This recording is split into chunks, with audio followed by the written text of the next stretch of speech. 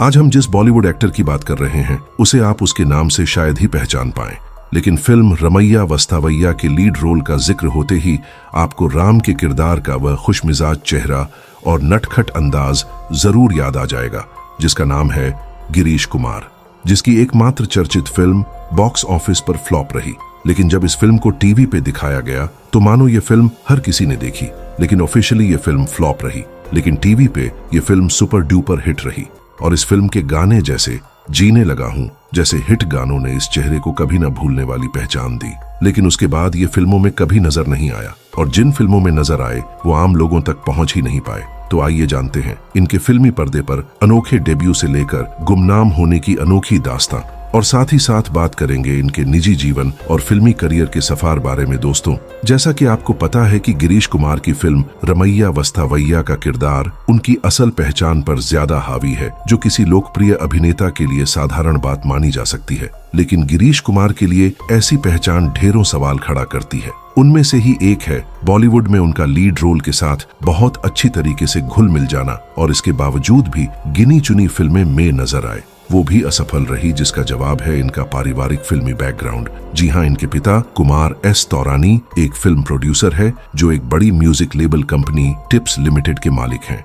गिरीश कुमार का जन्म 30 जनवरी 1990 को मुंबई में हुआ था और गिरीश ने अपने शुरुआती पढ़ाई डॉन बॉस्को स्कूल से की। इसके बाद उन्होंने मुंबई यूनिवर्सिटी से ग्रेजुएशन किया और उसके बाद वह समय आ गया था जब गिरीश को करियर चुनना था, क्योंकि इस वक्त उन्हें एक्टिंग में काफी दिलचस्पी थी, जिससे इन्होंने एक्टर बनने का फैसला लिया। ये उनका निजी फैसला था या ये कहीं से प्रेरित थे, ये कहा नहीं जा सकता है। खैर, अब रुक करते हैं उनके फिल्मी डेब्यू से लेकर फिल्मी दुनिया की ओर। बताया जाता है कि जब गिरीश कुमार पहली बार ऑडिशन के लिए प्रभुदेवा से मिले तो वो उन्हें कुछ खास प्रभावित नहीं कर पाए थे। तब प्रभुदेवा ने यह फैसला किया कि वो इस रमैया वस्तावैया फिल्म को निर्मित करने में समय लेंगे और उन्होंने इस दौरान गिरीश को लगभग 3.5 साल तक प्रशिक्षित किया। इतना ही नहीं, गिरीश की फिटनेस के लिए दक्षिण अफ्रीका से एक ट्रेनर हायर किया गया था जो उन्हें रोज कठिन ट्रेनिंग दिया करता था। और इन सब के बाद प्रभुदेवा पूरी तरह से रमैया वस्तावैया में ग्रीस के रोल के लिए संतुष्ट हुए, यानी कि प्रभुदेवा द्वारा निर्देशित फिल्म के लिए ग्रीस को एक्टर चुनाव नहीं बल्कि तैयार किया गया था, जिसके प्रोड्यूसर खुद गिरीश कुमार के पिता ही थे।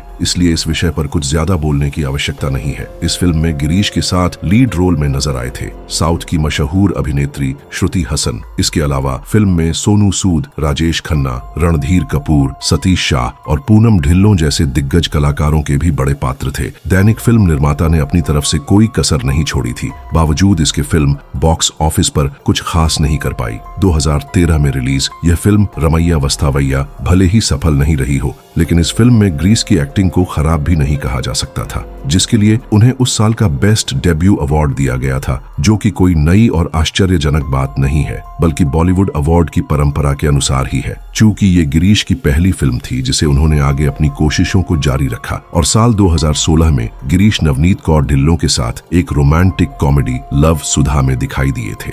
दोस्तों, अगर आप इस वीडियो के इस हिस्से तक आ ही गए हैं तो इस वीडियो को लाइक करके चैनल को सब्सक्राइब जरूर कर दीजिएगा। लव सुधा भी उनके पिता की कंपनी टिप्स प्राइवेट लिमिटेड के बैनर तले ही बनाई गई थी, जिसमें उन्होंने गौरव की भूमिका निभाई है। फिल्म में उनकी एक्टिंग को कुछ लोगों द्वारा बहुत सराहत गया था, लेकिन ये फिल्म फ्लॉप हो गई।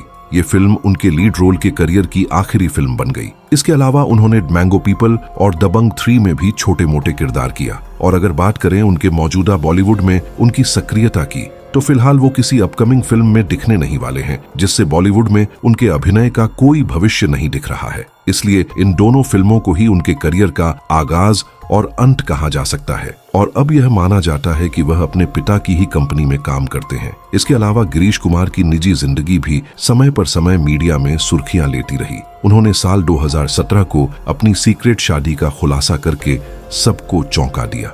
गिरीश ने अपनी बचपन की दोस्त कृष्ण आडवाणी के साथ इससे 1 साल पहले यानी कि 2016 में शादी कर ली थी। दोस्तों, यह हम किसी को भी क्रिटिसाइज नहीं करना चाहता है, लेकिन यहाँ ये तो स्पष्ट हो जाता है कि आज बॉलीवुड भी उन्हें स्वीकारता है जो दर्शकों के दिल में जगह बना पाते हैं। फिल्म निर्माता या फिर डायरेक्टर का रोल केवल फिल्म निर्माण तक ही सीमित होता है, कुछ ऐसे ही जैसे कभी तेज हवा की वजह से किसी नौसिखिए की पतंग उड़ जाए, लेकिन ऊंचाइयों पर उसे बनाए रखने के लिए पतंग उड़नी आनी चाहिए, वरना पतंग को अर्श से फर्श पर गिरने में ज्यादा वक्त नहीं लगता है। ठीक ऐसा ही कुछ हाल बॉलीवुड में तथाकथित स्टार किड्स का है। और यहाँ पतंग क्या है, हवा क्या है, पतंगबाजी क्या है, ये आप खुद ही समझ सकते हैं। हालांकि यह भी सच है कि हम अपवादों से पीछा नहीं छुड़ा सकते। दोस्तों, आपको ये 90s का विलन तो याद ही होगा, जो हमेशा बड़े बड़े पर्दों पर विलन का रोल करता था। इसके सामने अच्छे अच्छे एक्टर भी फीके पड़ जाते थे। मगर दोस्त, इसकी भी अब बहुत दर्दनाक तरीके से मृत्यु हो चुकी है। अगर आप इसके बारे में जानना चाहते हैं तो आपकी स्क्रीन पर वीडियो आ रही है, क्लिक करके